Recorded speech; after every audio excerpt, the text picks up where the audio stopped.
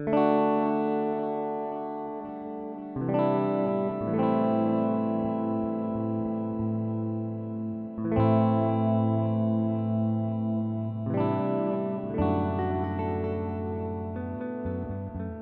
aš buvau mažas, mane mama vežiojo vežimėlyje, aš iškritau ant šaligatvio ant galvos ir pirmą kartą gyvenime pagalvojau, nei iš jo, nei iš to būsiu artistas. Kaip kurt vaidmenį, o Dieve mano, jeigu būtų kažkoks receptas, atsiverti tą receptų knygą, kaip tokius vaidmenis kurt, kaip tokius vaidmenis.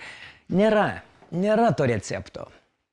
Aš nežinau, kaip kurt vaidmenį. Aš ir dabar nežinau, nuo ko pradėti. Stengiasi įsiklausyti režisieriaus užmanymą. Režisierius ima pjesę. Jis mato tą pjesę, kokia ten ar sena, ar klasika, ar naujoviška. Jis mato jos pastatymą, jos realizaciją. Jisai mato už savo užmanymą tą ir įsiklausyti jį. Pasikliauti režisierium ir padėti jam, ieškoti tada su juo bendro to vardiklio. Gal ne viskas tinka, gal ne viską, gal paklust galima režisierių, galima savo liniją kažkokią vesti, bet ta linkme, kur veda režisierius. Režisieriaus įsiklausimas. Pjesė yra, bet jinai gali prastovėti 100 metų, nieks jos nepastebės.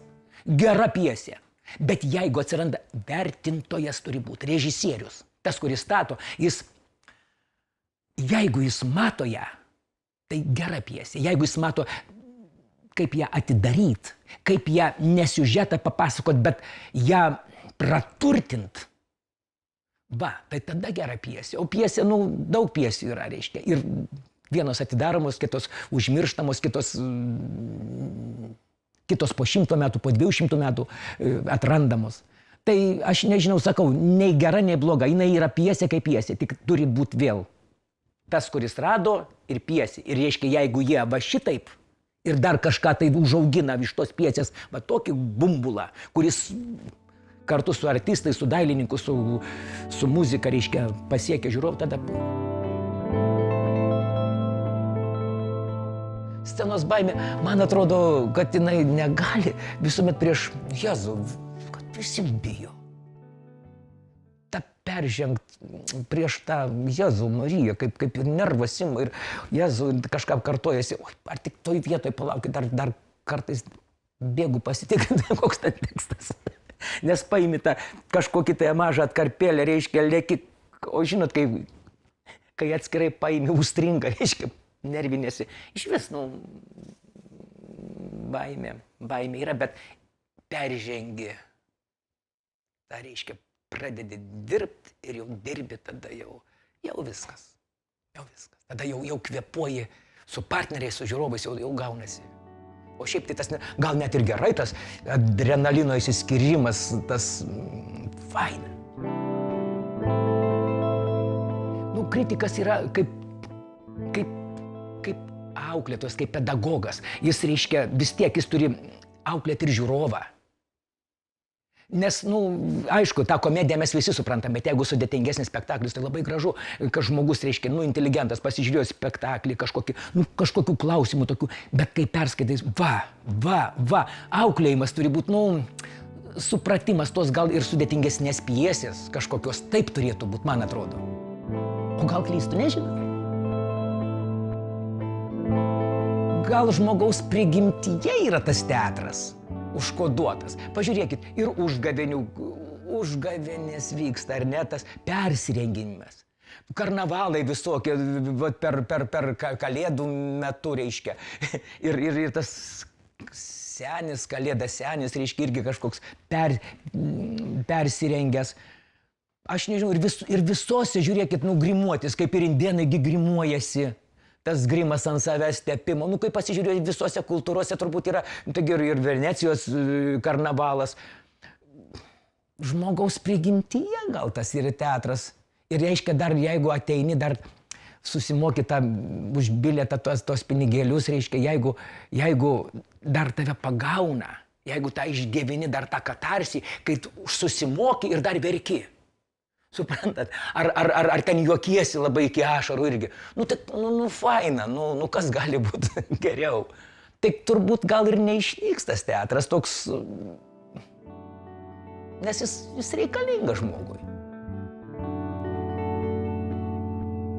Mes mirčių patyrėm daug. Tai irgi mūsų brandino tai. Mūsų tėvų mirtis, mūsų senelių mirtis, mūsų artimų draugų mirtis. Vien tik tai Šiaulių dramos teatre jau kiek netekta, aš pakeliu negatyvus.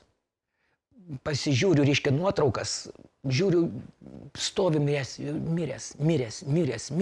Jau pusės nėra. Jau mes turtingi savo tą mirčių patirtimi. Jau subrendę. O žinokit, reiškia, kaip ir gimimo patirtis. Tarp kitko, ir esu dalyvavęs abiejų vaikų gimimuose.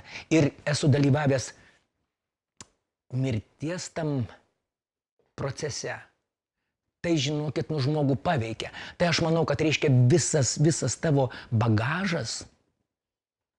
Ir dar jeigu tu neleidi savo sugriūt, tai irgi tavo valioj. Tai ir yra tavo instrumento tobulinimas, kurį panaudoji paskui, vaidindamas, kurdamas personažą. Dieve mano, kas nenori įvertinimo, parodykit man, kas nenori įvertinimo. O artistas, dar Dieve mano, jeigu tu jį pagirsi, kad jeigu, kaip sakyt, jeigu jis iš tikrųjų gerai suvaidino, reiškia, jeigu pagirsi, tai Jėzau Marija, tai sparnai dygsta, ir meluoja tas, kuris man tas pats nebūna. Nauja karta atneša kažkokį tai naują mąstymą, naują laikmetį. Ir reikia juos įsiklausyti, ir jeigu spėjai sekt paskui juos. Dalyvaut dabartyje, ne praeitie, mes praeities jau, reiškia, mes taip vaidinom su grimais, kad mūsų 17 eilė girdėtų. Dabar Paulius atėjo, Kala, nereikia man teatro. Mes žiūrėjom ten kelintų, nežinau, su Sophie Loren, Meilė po guobom, filmą žiūrėjom. Kaip nereikia vaidinti. Įsivaizduojat, kaip viskas keičiasi, kaip nereikia vaidinti. Sophie Loren, kaip pavyzdys, taip nereikia vaidinti. Tai mus dabar reiškia irgi mušė, kad mes nevaidintumėm, kad nei balse, nei tembrė niekur nebūtų to teatro, kad mes gyventume. Aš džiaugiuosi, kad aš Šiaulių dramos teatre patekau, nes pas mus nuostabus kolektyvas. Mes kaip viena šeima. Mes gaudami dublerį vaidmeniui, mes nekonkuruojame, mes vienas kitam padedam. Aš nežinau, ar yra kitose teatruose taip. Mes vienas iš kito mokomės, patarėm vienas kitam. Ir džiaugiamės, kai turim, nes gerai, tave gali pavaduoti kažkas. Faina, aš nežinau, aš labai patenkintas, aš labai džiaugiuosi, kad aš turiu čia namus, savo namus, aš einu į darbą kaip į namus, aš noriu eiti į darbą. Aš net jeigu ir nereikia, būnu mieste, aš būtinai užeinu į teatrą, kaip neužeiti į teatrą. Ir aš iš teatro labai noriu einu namo. Labai noriu, nes yra kas laukia. O kai laukia tavęs, faina.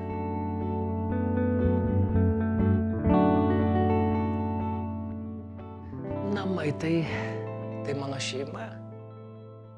Tai mano šeima ir iš vis aš galvoju, kad šeimoje svarbiausia yra nesupainiot prioritetų. Aš galvoju, kad šeimoje yra svarbiausia vyras ir žmona, paskui vaikai.